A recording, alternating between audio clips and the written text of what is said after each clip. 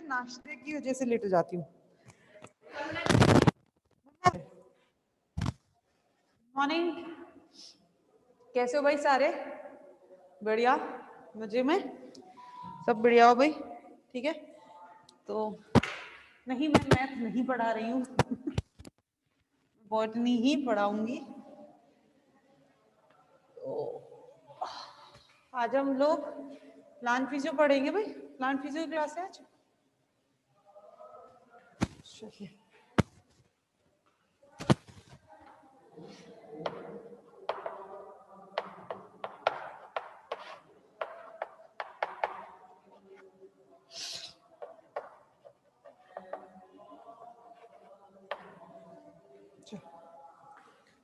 तो इसमें सबसे पहले हम लोगों ने कहां तक कर लिया था? स्क्लेरोप्रोटीन तक हो चुका था, राइट? क्लासिफिकेशन ऑफ प्रोटीन्स चल रहा था। क्लासिफिकेशन ऑफ प्रोटीन्स में 3 टाइप के प्रोटीन्स हम लोगों ने बात करे थे, सिंपल प्रोटीन, कॉन्जुगेटेड प्रोटीन और डिराइव्ड प्रोटीन। ठीक है, ये सब हम लोगों ने बात करी थी इसमें, जिसमें से सिंपल प्रोटीन जो थे उसके अंदर हमने कई सारे पढ़े थे, लाइक एल्ब्यूमिन, ग्लोबुलिन, प्रोटामिन, प्रोलामिन, स्क्लेरोप्रोटीन्स, है ना। अलग अलग प्रोटीन्स मैंने बात करे थे, हिस्टोन्स, तो वो सब हम लोग बात कर चुके हैं पहले ही। आज जो हम लोग बात करने वाले हैं वो हम बात करने वाले हैं कॉन्जुगेटेड प्रोटीन्स। ठीक है, कॉन्जुगेटेड प्रोटीन्स। क्या कॉन्जुगेटेड प्रोटीन्स के भी कॉन्जुगेटेड नाम से समझ में आ रहे हैं, ऐसे प्रोटीन जो किसी चीज से जुड़े हुए हैं। ठीक है, कॉन्जुगेटेड प्रोटीन्स क्या है, what is mean by the conjugated? तो कॉन्जुगेटेड प्रोटीन्स का मतलब क्या होता है कि किसी चीज से in addition to the some group. ठीक है, और वो सम ग्रुप क्या है इनके अंदर? ये इनके अंदर ग्रुप होता है पॉलीपेप्टाइड्स, यानी कि आप क्या, सॉरी, आपके कोई भी आपके अलग प्रोस्थेटिक ग्रुप्स हो सकते हैं जो नॉन प्रोटीनेशियस हो नेचर में। ठीक है, प्रोटीन तो क्या है, पॉलीपेप्टाइड्स हैं। कोई भी ऐसे ग्रुप्स जो कैसे हो नेचर में, नॉन प्रोटीनेशियस हो नेचर में। ठीक है, जिनका प्रोटीन से कोई वास्ता ना हो, वो सारे प्रोटीन, वो सारी चीजें जब इसके साथ अटैच होती हैं तब हम कहते हैं कि ये क्या है। Second,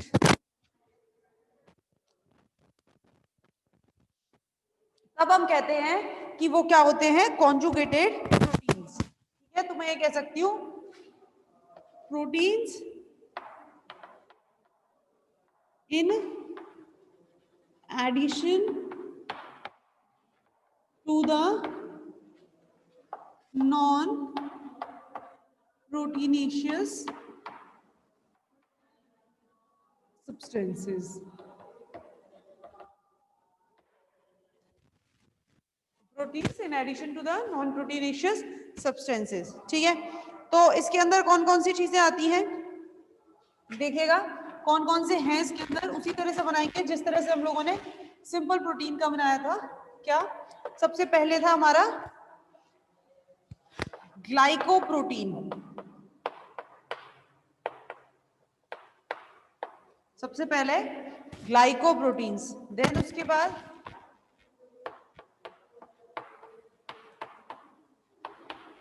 lipoproteins.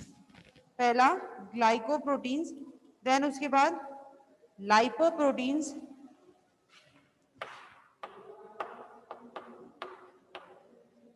न्यूक्लियोप्रोटीन्स,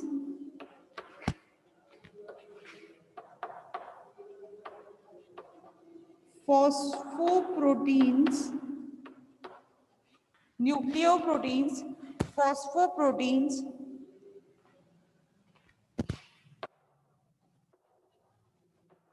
क्रोमोप्रोटीन्स और मेटालोप्रोटीन्स।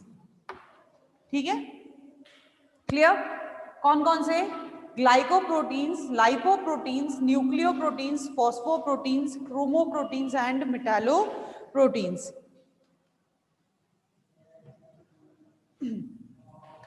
नाम से समझ में आ रहे हैं आपको? सबसे पहले क्या है आपका ग्लाइकोप्रोटीन, तो ऐसा प्रोटीन किसके साथ, ग्लाइकोजन्स यानी कि आपके कार्बोहाइड्रेट्स के साथ, किसके साथ, कार्बोहाइड्रेट्स के साथ जो कंबाइंड रहता है, ठीक है, proteins attached to the carbohydrates. पहले इनके देख लेते हैं, वो सब आपको नाम से समझ में आ रहा है। Lipoprotein, protein attached to the lipid, nucleoprotein, protein attached to the nucleic acid, phosphoprotein, protein attached to the phosphoric group, यानी कि फॉस्फोरस और उसमें होना चाहिए, और इसमें आते हैं अपने ऑर्थोफॉस्फोरिक एसिड, अपने एसिड आते हैं ऑर्थोफॉस्फोरिक एसिड। क्रोमोप्रोटीन्स, क्रोमोप्रोटीन्स में क्या होता है, जैसे अपना क्रोमोप्लास्ट होता है, ठीक है, वैसे ही इसमें क्या होता है, अपना पिगमेंट्स होते हैं, तो proteins attached to the pigment, and metalloproteins, proteins attached to the metal atoms, ठीक है। तो lipoproteins, proteins attached to lipids, इसमें न्यूक्लिक एसिड,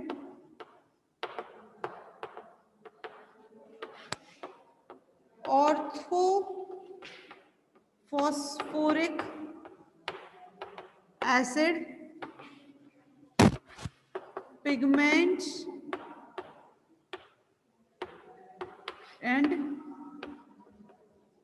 मेटल्स, ठीक है, क्लियर है भाई। Protein attach to carbohydrate, lipids, nucleic acid, orthophosphoric acid, pigments और metals, इन सबसे जब जुड़े हुए होते हैं तो वो क्या कहलाते हैं, आपके कॉन्जुगेटेड प्रोटीन्स। अब इसकी एग्जाम्पल्स जो बहुत इंपॉर्टेंट है, हमें लिखने होते हैं, तो आई एम श्योर ग्लाइकोप्रोटीन का एग्जाम्पल सबको पता होगा। ग्लाइकोप्रोटीन का एग्जाम्पल क्या है, अपनी सेल मेम्ब्रेन है या नहीं है, सबने पढ़ा है।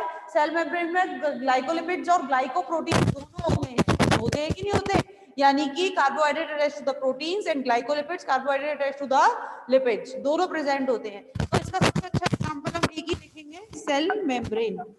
सबने पढ़ा है भाई, sandwich model, fluid mosaic model सबने पढ़ा है, तो इसका एग्जांपल क्या है, सेल मेम्ब्रेन, ठीक। और भी बहुत होते हैं, पर हम यहाँ पर केवल सेल मेम्ब्रेन जो हम याद हो सके। देखो मैं हमेशा आप लोगों से एक चीज हमेशा से कहती हूँ कि एग्जाम्पल्स बहुत होते हैं, किसी भी चीज के एग्जाम्पल्स काफी होते हैं, लेकिन हमें केवल वही एग्जाम्पल्स हमें करने होते हैं, वही एग्जाम्पल्स मैं भी हमेशा आपको कोशिश करती हूँ करवाने की, जो एग्जाम्पल्स आपने पढ़े हो पहले, या ऐसे एग्जाम्पल्स जो आप डेली मर्रा की जिंदगी में देखते हैं, सुनते हैं, तो इससे क्या रहता है, ये आपको याद रहते हैं, ठीक है। तो सेल मेम्ब्रेन बहुत अच्छे से सबने पढ़ा है कि सेल मेम्ब्रेन क्या है, एक ग्लाइकोप्रोटीन है, इसमें जो कार्बोहाइड्रेट है वो प्रोटीन से अटैच रहता है, ठीक है। तो ये क्या है, ग्लाइकोप्रोटीन। देन उसके बाद सेकंड है आपका लाइपोप्रोटीन्स, एंड लाइपोप्रोटीन्स के एग्जांपल में क्या आएगा, अच्छा एक चीज और, लाइपोप्रोटीन्स के बारे में एक चीज और, proteins attach to the lipids. तो क्या लिपिड्स सॉल्युबल होते हैं वाटर में, होते हैं, नहीं होते हैं, ठीक है। तो हम इसके लिए इसमें एक चीज और ऐड कर सकते हैं, क्या, they are insoluble in water, they are insoluble in water। ये क्या है, ये ऐसे जो वाटर में क्या होंगे, insoluble होते हैं, they are insoluble in water, ठीक है।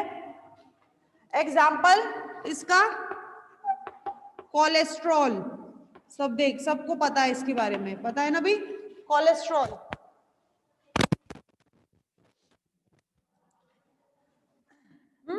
कोलेस्ट्रॉल के बारे में सबको पता है, सबने पढ़ा है, कोलेस्ट्रॉल हमारी बॉडी में है, कोलेस्ट्रॉल। और कोलेस्ट्रॉल क्या है, हमारी बॉडी में घुलता है, होलता है क्या कोई, हमारे ब्लड में नहीं, क्या होता है, इसके थक्के जम जाते हैं, कहते हैं ना कि भाई आपको heart attack, heart failure, blood pressure, ये जो सारी बीमारियां होती है कहीं ना कहीं कोलेस्ट्रॉल की वजह से ही होती है। कोलेस्ट्रॉल एक मुख्य, मैं ये कह सकती हूँ होती है, या मैं ये कह सकती हूँ इन सब के होने का मेन रीजन कहीं ना कहीं कोलेस्ट्रॉल है। तो कहते हैं ना, यू शुड बी फिट, ठीक है, थोड़ा सा आप एक्सरसाइज करिए, फिट होना आपको जरूरी होता है to reduce your cholesterol level in your body, ठीक है। तो इसका लाइपोप्रोटीन का एग्जांपल क्या है, कोलेस्ट्रॉल। इसके बाद है nucleoprotein, nucleoprotein, protein attach to the nucleic acid, और इसके लिए तो वीडियो क्लियर नहीं है, क्या दिक्कत आ रही है भाई? सबको आ रही है दिक्कत? सबको आ रही है क्या ये दिक्कत? यस और नो में जवाब दिया करो भाई, तभी उस प्रॉब्लम का सोल्यूशन होगा। नो, और किसी को नहीं है ये प्रॉब्लम लक्ष्मी? आप देखो बेटा, नहीं और किसी को नहीं है, सबका नो आ गया है। हो सकता है आपके साइड पर थोड़ा नेट स्लो हो, आपका नेट स्लो आ रहा हो, इस वजह से वीडियो में प्रॉब्लम होगी, बाकी तो वीडियो ठीक चल रही है, यहाँ पर भी ठीक है। ठीक है, चलिए नेक्स्ट है nucleoprotein. Nucleoprotein, protein attach to the nucleic acid. इधर आ जाओ। Proteins attach to the nucleic acid, तो इसके लिए कौन से हैं आपके? आप सबने पढ़ा है क्या? डीएनए और आरएनए पढ़ा है ना? इसके लिए तो मेरे ख्याल से आप लोगों को करने की जरूरत ही नहीं है, समझाने की, आपको भी मतलब बहुत ज्यादा लोड देने की। सबने पढ़ा है इसके बारे में, न्यूक्लियो प्रोटीन्स के बारे में, है ना? डीएनए और आरएनए, न्यूक्लिक एसिड। देन है उसके बाद आपका phosphoprotein. Phosphoproteins attach to the phosphoric acid. कौन सा एसिड? Orthophosphoric acid. इसका एग्जाम्पल जरूर आपको याद रखने की जरूरत है, और वो क्या है इसका? अच्छा, पहली बात फॉस्फोरिक एसिड, तो protein attach to the phosphoric group या फॉस्फोरस से प्रोटीन अगर अटैच्ड है तो उसके लिए कौन सा बॉन्ड है ये हमें यहाँ पर लिखना पड़ेगा, ये हमें समझना पड़ेगा। और वो बॉन्ड कौन सा है? Ester linkage.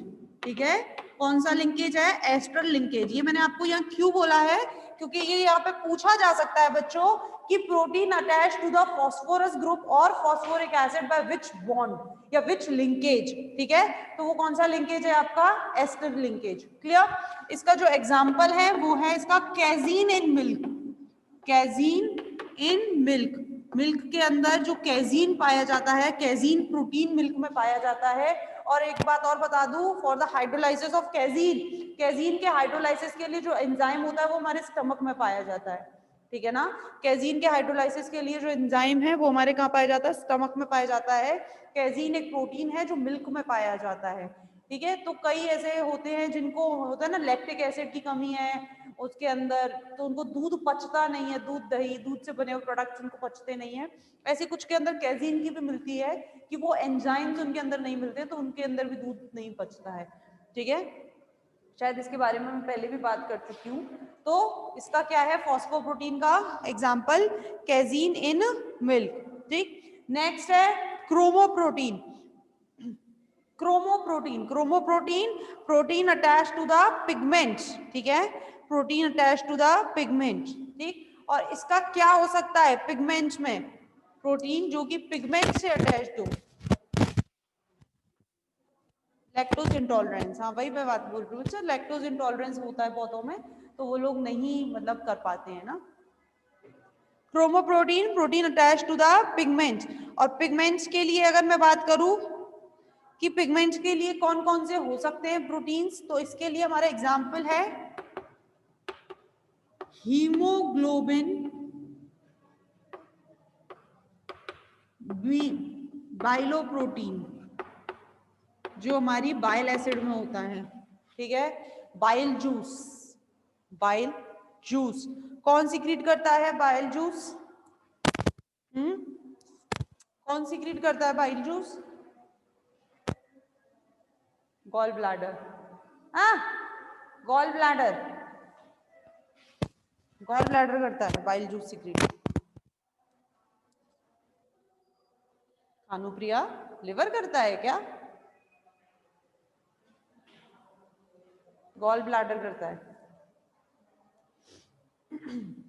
चलिए, ठीक है, तो क्रोमोप्रोटीन्स, क्रोमोप्रोटीन्स में क्या है? हीमोग्लोबिन और biloprotein, protein attach to the pigments. Next है आपका मेटालोप्रोटीन। ठीक है, प्रोटीन जिनके साथ क्या अटैच्ड है? आपके मेटल एटम्स अटैच्ड हैं।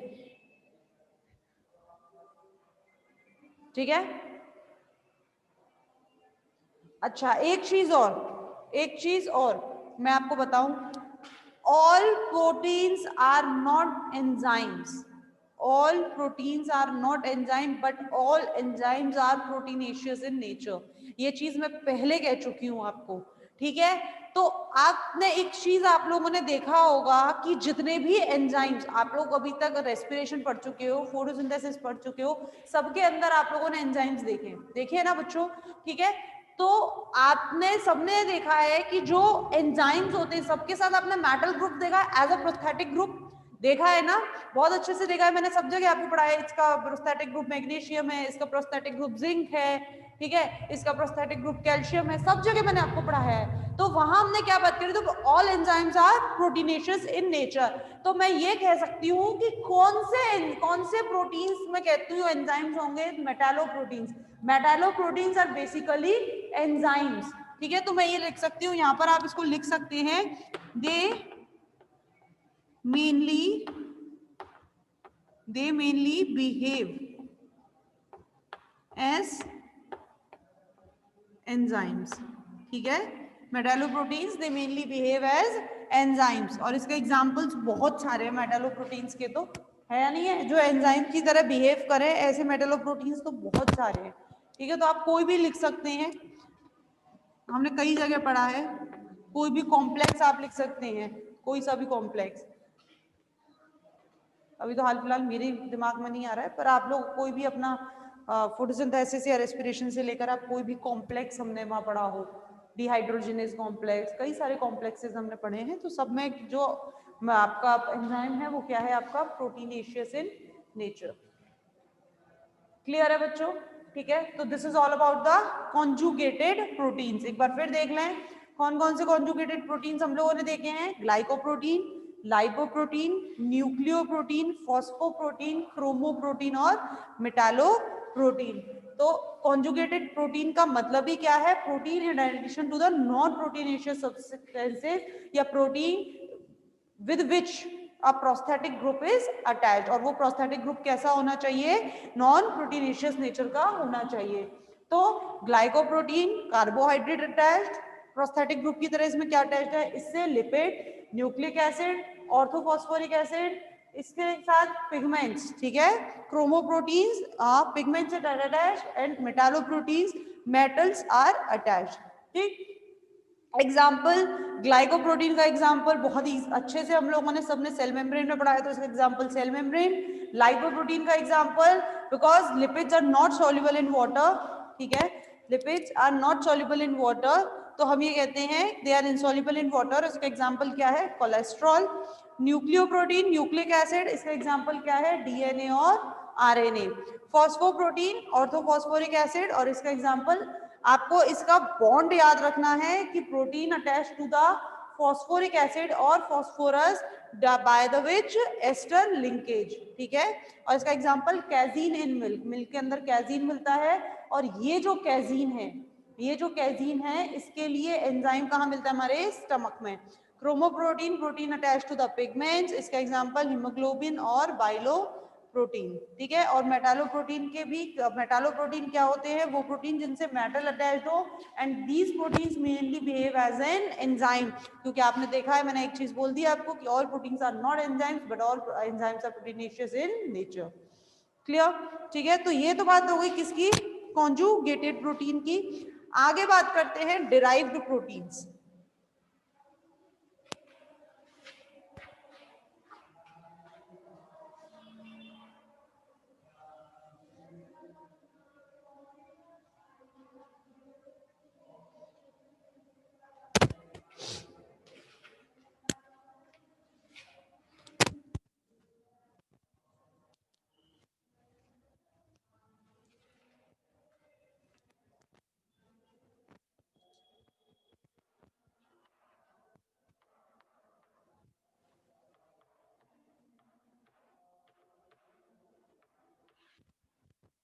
क्या है आगे आपके, डिराइव्ड प्रोटीन्स।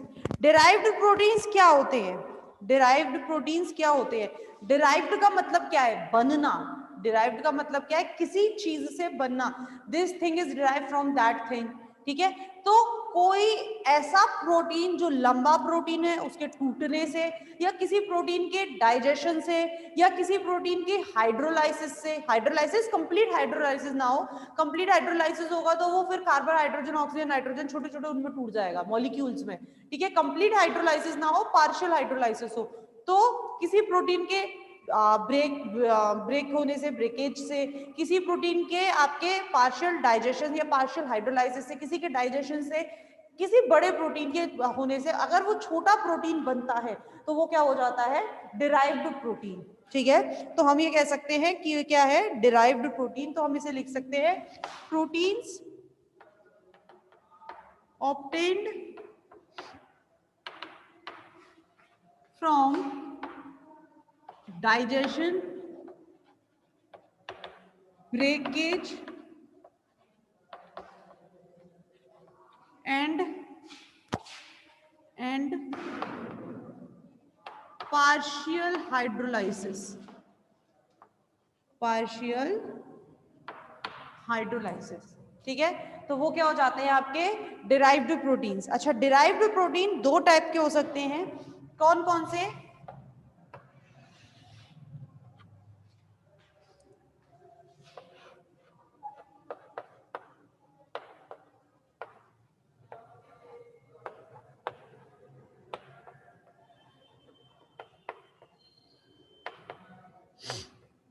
एक तो है आपके प्राइमरी डिराइव्ड प्रोटीन्स और एक है आपके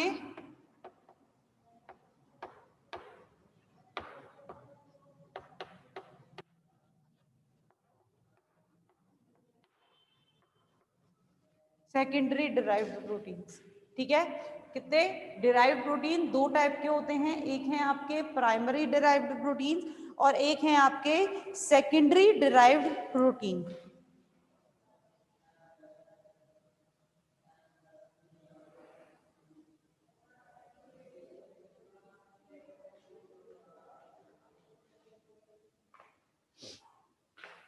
चलिए भाई, प्राइमरी डिराइव्ड प्रोटीन और सेकेंडरी डिराइव्ड प्रोटीन्स क्या चीज है? प्राइमरी डिराइव्ड प्रोटीन्स क्या है? मैं इनको बोल सकती हूँ कि ऐसे प्रोटीन्स, प्राइमरी डिराइव्ड प्रोटीन्स, ऐसे प्रोटीन्स जिनके प्राइमरी स्ट्रक्चर चेंज नहीं होते हैं या वो जैसे है वैसे है, लाइक वो टूटते काटते नहीं है, लेकिन हाँ due to the any of the chemicals like acid, alkaline या किसी हीट की वजह से अगर वो दूसरे प्रोटीन्स बन जाते हैं तो वो हम कहते हैं प्राइमरी डिराइव्ड प्रोटीन, ठीक है। या मैं ये कह सकती हूँ ये कैसे प्रोटीन होते हैं, डीनेचर्ड प्रोटीन होते हैं, ठीक है। ये कैसे प्रोटीन होते हैं प्राइमरी, भाई देखो ये कैसे है, डीनेचर्ड प्रोटीन है। अच्छा एक चीज और, आप कहोगे मैडम फिर इनको हमने डिराइव्ड में ही क्यों रखा, आप हमने इनको फिर डिराइव्ड में ही क्यों रखा, क्यों हम इसको डिराइव्ड के अंदर ले रहे हैं जब ये प्रोटीन, भाई देखो प्रोटीन से दूसरा प्रोटीन बन रहा है। What do you mean by the derived? Derived शब्द का अर्थ क्या होता है, मैंने आपको बोला डिराइव्ड शब्द का अर्थ क्या है कि किसी दूसरे प्रोटीन से किसी दूसरे प्रोटीन का बनना, डिराइव्ड होना, ठीक है। तो वो हम क्या कहलाता है, डिराइव्ड प्रोटीन। तो कोई दूसरा प्रोटीन, कोई एक प्रोटीन है, मान लो कोई भी एल्ब्यूमिन प्रोटीन है, ठीक है, कोई प्राइमरी प्रोटीन है वो, तो उस पर कोई भी ऐसे सब्सटेंस का, यूवी लाइट का, हीट का, टेम्परेचर का, एसिड का, बेस का, किसी का ऐसा रिएक्शन उस पे होता है जिसकी वजह से उसका जो स्ट्रक्चर था वो स्ट्रक्चर ना रहे, ठीक है, वो उसका स्ट्रक्चर बदल जाए, या मैं ये कहूँ अभी तक वो एक्टिव था वो इनएक्टिव हो गया, ठीक है, वो बहुत बड़ा प्रोटीन था उसका कुछ पार्ट इनएक्टिव हो गया, कुछ पार्ट एक्टिव रह गया। तो इस टाइप के जब चेंजेस प्राइमरी स्ट्रक्चर में हो जाते हैं तो वैसे जो उससे जो प्रोटीन बनते हैं वो प्रोटीन क्या कहलाते हैं, आपके प्राइमरी डिराइव्ड प्रोटीन्स, ठीक है। तो इनको हम कह सकते हैं ये क्या होते हैं, डीनेचर्ड प्रोटीन्स होते हैं, ठीक है, फॉर्म बनते हैं due to the action of acid, base, heat, temperature etcetera, ठीक है ना। ये क्या है, primary derived protein, these are the these are the denatured proteins, ठीक है, जो किससे बने, form due to the action of acid, base, heat, temperature, ठीक है। अच्छा, इसके अंदर पहली चीज, they are not formed by the hydrolysis of they are not formed by the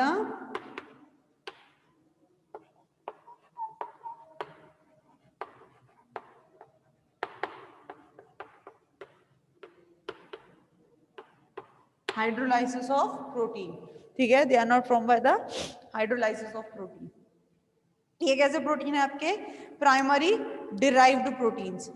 अब वहीं अगर मैं बात करूं secondary derived protein, secondary protein जिसे हम कहते हैं, तो सेकेंडरी डिराइव्ड प्रोटीन या सेकेंडरी प्रोटीन, इनका तो अर्थ भी आप लोग जानते ही हैं, क्या कि ये ऐसे प्रोटीन, सेकेंडरी नाम जब आ गया यानी कि ऐसे जो प्राइमरी से बन रहे हैं, ठीक है। सेकेंडरी डिराइव्ड प्रोटीन क्या है, ऐसे प्रोटीन जो प्राइमरी से बन रहे हैं और प्राइमरी से डिराइव्ड हुए हैं, तो प्राइमरी से अगर वो डिराइव्ड हुए तो कैसे, बाय द हाइड्रोलाइसिस और डाइजेशन, ठीक है। ऐसे प्रोटीन सेकेंडरी नाम जब आ जाता है, हम कहते हैं ना सेकेंडरी बॉन्ड, जैसे अभी मैंने टर्शियरी सेकेंडरी स्ट्रक्चर आपको पढ़ाई प्रोटीन की, तो उसमें हमने क्या बोला था कि पहले से एक बॉन्ड बने हुए हैं, दैट मींस प्राइमरी स्ट्रक्चर बने हुए हैं, उस पे और स्ट्रक्चर बन रही है, that is the secondary structure. वैसे ही सेकेंडरी प्रोटीन ऐसे कि पहले से एक प्रोटीन है, उसी प्रोटीन से जब एक और प्रोटीन बन जाता है, that is the secondary derived protein, ठीक है।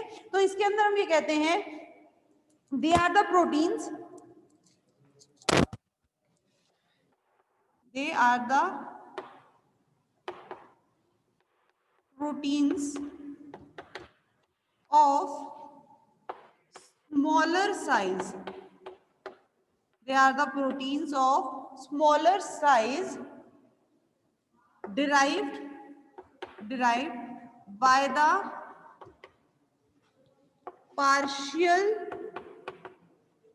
digestion और हाइड्रोलाइसिस, पार्शियल डाइजेशन और हाइड्रोलाइसिस ऑफ प्राइमरी प्रोटीन और प्रोटीन कह सकते हैं, ठीक है। These are the proteins of smaller size by form by the partial digestion और हाइड्रोलाइसिस ऑफ प्रोटीन, ठीक है। बात समझ में आई, यस और नो? प्राइमरी डिराइव प्रोटीन और सेकेंडरी डिराइव प्रोटीन समझ में आ गया भाई? क्लियर हो गया होगा आई होप सबको। चलिए, अब इसके बाद इनके कुछ स्ट्रक्चर्स या इनके कुछ टाइप्स भी दे रखे हैं, दोनों के तीन टाइप्स आपको दे रखे हैं। जैसे इसकी बात करूं, सबसे पहले आपकी किसकी, प्राइमरी डिराइव प्रोटीन, तो प्राइमरी डिराइव प्रोटीन के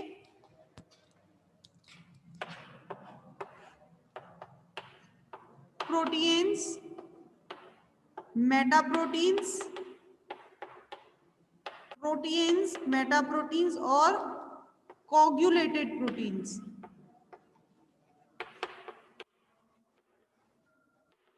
आई एम श्योर बच्चों, अब तो आप में से कोई ये नहीं कहेगा मैडम नोट्स प्रोवाइड करा दो, हाँ नहीं कहोगे ना, क्योंकि सारे नोट्स आपके बोर्ड पर बन रहे हैं। यस और नो? यस और नो भाई बताओ।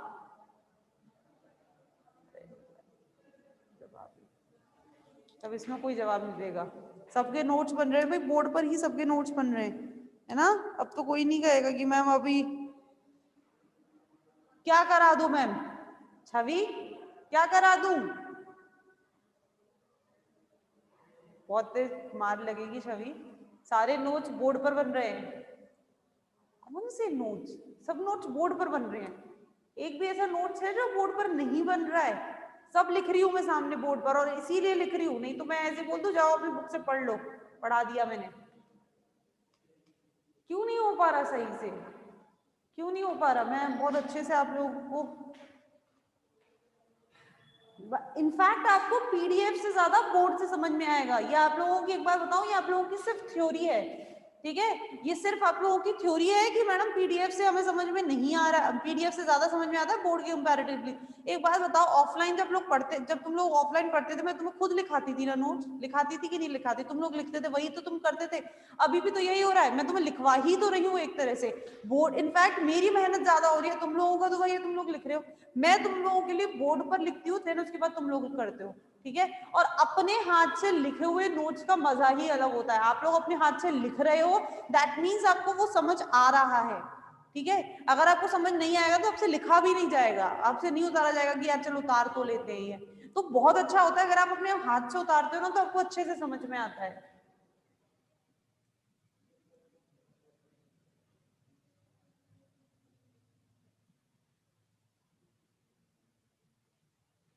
हाँ ये हो सकता है। तो जैसे मैं, भाई देखो एक चीज, मैं भी कोई बहुत डॉक्टर वाली राइटिंग तो लिखती नहीं ना, मैं डॉक्टर की स्पीड से लिखती, मैं भी लिखती हूँ, और मैं कभी भी बिना बोले नहीं लिखती हूँ। जब भी मैं बोर्ड पर लिख रही हूँ उस वक्त मैं बोलती हूँ, तो आप सुन तो सकते हो ना, सुन तो रही हो। तो जब मैं लिख रही हूँ तब आप लिखो साथ साथ में, जब मैं लिख रही हूँ तब आप भी साथ साथ में लिखो, इससे आपको फायदा होगा। कि मैं जब, जैसे ये है मैंने लिखा, they are the proteins of smaller size derived by the partial digestion और हाइड्रोलाइसिस ऑफ प्रोटीन, है ना। तो आप मेरे साथ साथ लिखो इस चीज को, और उसके बाद जब मैं समझा रही हूँ तब समझो।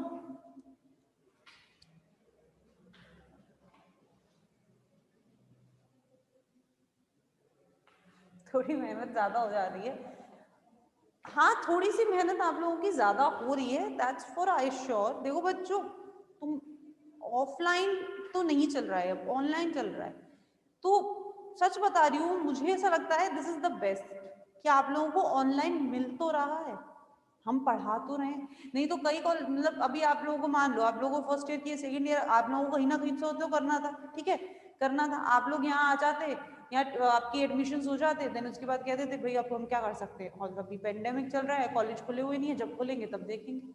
आपको नोट्स प्रोवाइड कर देते, कहते थे क्लास नहीं लगा रहे। तो हम लोग भी तो मेहनत, थोड़ी सी मेहनत आप करो, है ना, थोड़ी सी मेहनत आप करो, थोड़ा सा आप देखो, हो जाएगा। ऐसी कोई नहीं, बहुत अच्छी चीज है। इनफैक्ट आई एम हैप्पी कि मैं बोर्ड पर लिख रही हूँ, तुम लोग उतारो, मैं तो बहुत खुश हूँ। मैं पीडीएफ अगर मेरे पास हो भी ना, तो भी ना दूं, मैं खुद उतारू, ना लायक हो, खुद मन करो थोड़ी मेहनत, सारी स्पून फीडिंग करा दूं मैं आप लोगों को, नहीं सब स्पून फीडिंग में ही करा दूं, खुद बनाओ, लिखो। क्या हो गया अगर स्क्रीनशॉट से लिख रहे हो, अच्छी बात है लिख रहे हो, इससे तुम लोग ये तो रहता है एटलीस्ट पढ़ते हो। मुझे ये रहेगा तुम लोग पढ़ रहे हो, लिखने के बहाने से यहाँ समझ जाते हो, फिर खुद घर पे पढ़ते हो। ठीक है,